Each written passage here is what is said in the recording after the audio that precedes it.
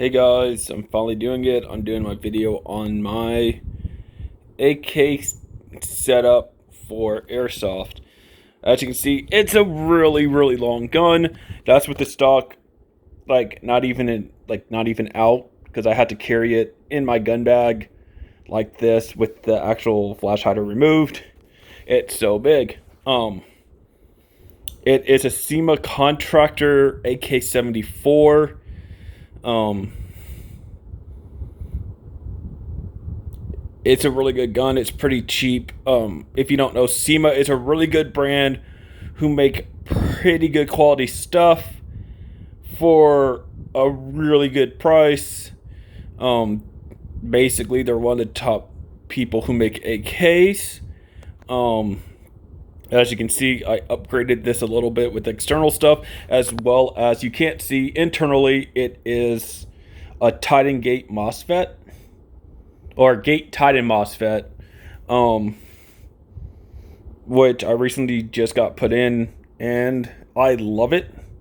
If you don't know what a Titan does, is it does.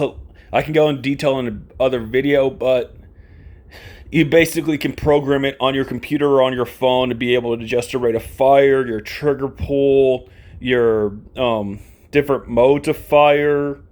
You can put delays on it. You can tell it when it starts detecting that your battery, that if you're using a LiPo battery, you can tell it once it detects there's a certain voltage on each of the cores to do a safety shutdown so it doesn't drain. When you start it up, it detects the number of cells the LiPo has by beeping. So for mine, I got 11.1. It beeps 3 times whenever I insert the LiPo. This is CQB legal.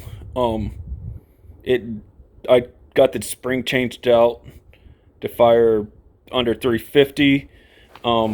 As you can see, some of the stuff I changed on it was not that much. In terms of externals, I added to it, but this is a QRS stock by VFC that came off of my Avalon Saber because I need a new stock. I just took off the crane attachments because for this gun it doesn't work through the stock. It works through here, through the receiver area for the battery compartment. I threw on this. It's off color because when I bought it they said it was black, and then when I got home it was gray. But it's one of those things that people really don't notice, and it's not going to throw off that much. I wanted to try to get a black one eventually, but yeah, I'm going to keep it gray for a little bit. There's a tracer unit that I showed in a previous video. Works wonders. Again, if anybody's going into like a CQB field or anything like that, one of the best things that you can get as an upgrade to your gun is a throw-on tracer unit. Again, they're like 65 through like $100. Literally can work on any gun as long as they're that threading, which most guns come in negative 14 millimeter. And honestly, it adds to a little bit to the length of the gun. I got because standard length AK stuff is like that. I wanted to get the Russian style one, which is iconic. I think it's like the PB1. But they didn't have it in stock, and honestly, they didn't have the firework. They don't have a firework version for it. So I'm debating getting one of those, and that's just a mock silencer, and throwing in the fire and just changing it out so it can be a firework, just so it looks more Russian. But honestly, that looks good on it to me, to where it's it looks simple, and it looks like it could have just been thrown on as a Russian attachment. As for the sight, this is a dirt cheap red dot sight. I got that for $14. That's why I don't have a little protector unit on it, because what I'm thinking is, for almost pretty much the same price for me to buy another unit on it, I can buy another one of those red dots, and it would be at that point where I could, like, if I'm not getting hit that much in it, I've never been hitting the sight, but it's not that bad. Ooh, what was that? Okay, sorry about that zoom. As for some of the stuff on it, it does come with rails. I do like, the reason why I got this is I like this rail segment a lot better than just some of the other ones where the rail's on there, and it doesn't have the standard little thing for the standard Russian sight systems.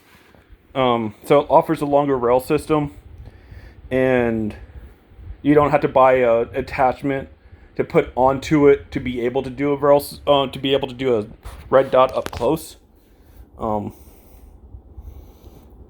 There is a couple things I don't like about it. Apparently, at one point in time, this became really loose, but I just had to tighten it up. You get the classic AK scratch on it. If anybody doesn't know, the AK scratch is because it's selector. It's not, you're actually physically dragging it across metal.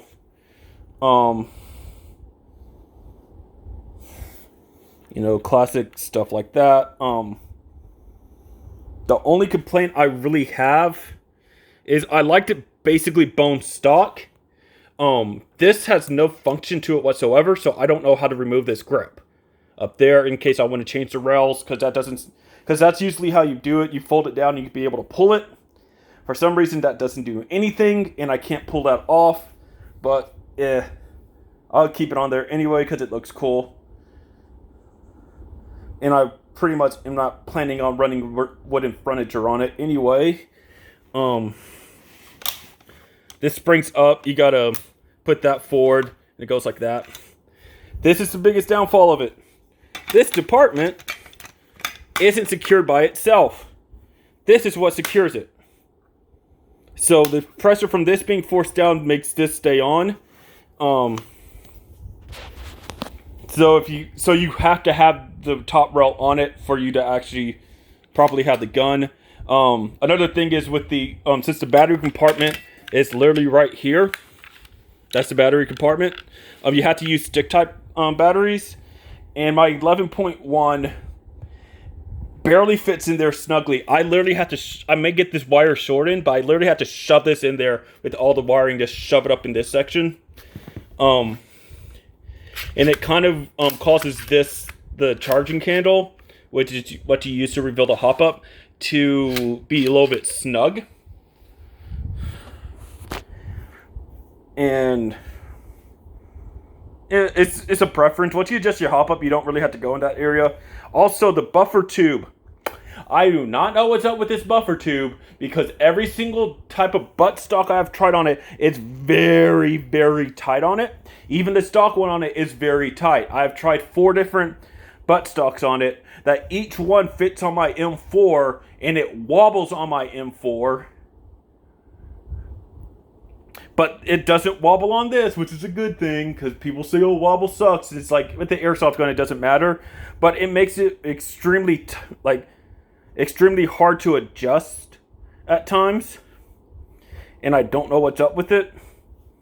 But honestly, it's not that big of an issue, because unless you're constantly having to adjust it, there's not really anything on it. Again, I like this a little bit more stylistically than what the stock one was, which is like a standard common M4 one. But again, you can throw on whatever. It's just, again, there's nothing going through the butt tube. I mean, through the tube. So you don't have to worry about battery spacing or anything like that, like you would have to be with the M4 wire to the rear. But as for that, I do have a Titan gate in it. It shoots really well. I haven't upgraded any of the internals, but okay, somebody just messaged me. And it's running 11.1 perfectly fine. The only thing I did to it upgrade wise is I put a longer barrel in it, and I will say it comes up to right to like around here. And I will say the tracer unit still works perfectly fine, which is a good thing about the tracer unit. It's really accurate. Also, another one of the downfalls, it's completely up to your preference. But if you're getting an AK, you know about this anyway. AKs are pretty heavy compared to other guns. This gun itself weighs 8 pounds. I'm not sure it exactly weighs 8 pounds, but I'm rounding it up to 8 pounds because stock weight is 7.7 pounds. So I'm rounding it up, giving it weight with BBs and stuff to 8 pounds. So it's not a light gun for people. And when you compare it to like an M4 or anything else, it typically, those weigh around 2-3 pounds lighter. But again, this is all metal. So, of course, AK's heavy gun, because in real life it fires big bullet. And if you don't know, this action in real life is a huge chunk of metal. Which if you ever see a video of an AK slow motion firing with the bolt moving, it's so violent, but yet so good. As you can tell, I'm a huge AK fan. But one of the things that I would probably do in the future for this is see if I can get this length of wire shortened and maybe a new motor. I'm not sure. I like how it is right now. But with the Titan gate on it, honestly, with the settings I have it on right now, it works perfectly fine. I'm having no issue with trigger response. The only thing is full auto. You can't set it to be like, I want to fire exactly this rate of fire. You have to do it with like a delay system. But I have got it to around the realistic rate of fire from AK-74.